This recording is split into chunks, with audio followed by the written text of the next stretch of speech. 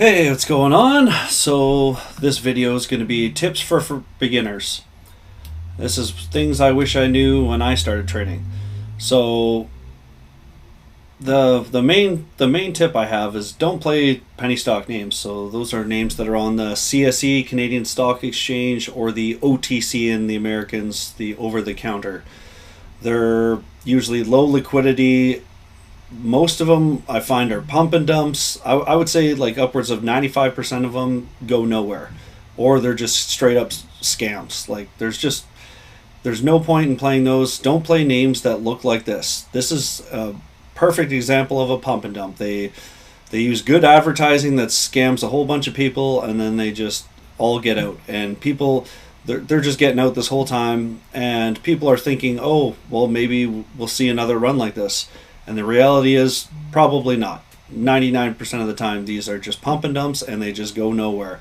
So don't buy these. If your chart that you're looking at looks like this or like this, like if it's just one big pump, and don't expect a second pump. That's essentially what I'm saying from these small cap names.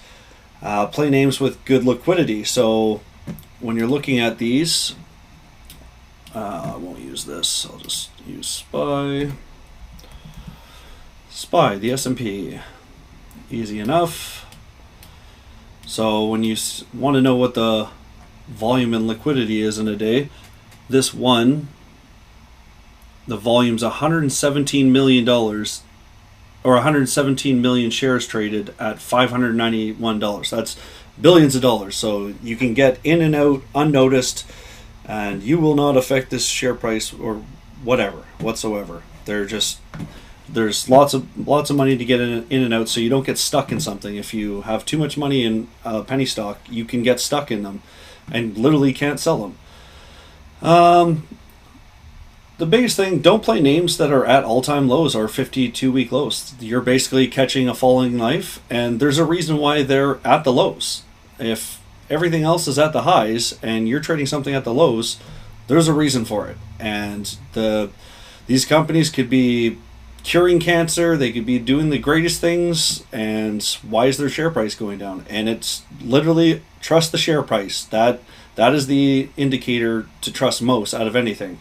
It doesn't matter what they're doing. If like they could be blatantly lying, and it like you don't understand why they're not going up and they're just straight going down.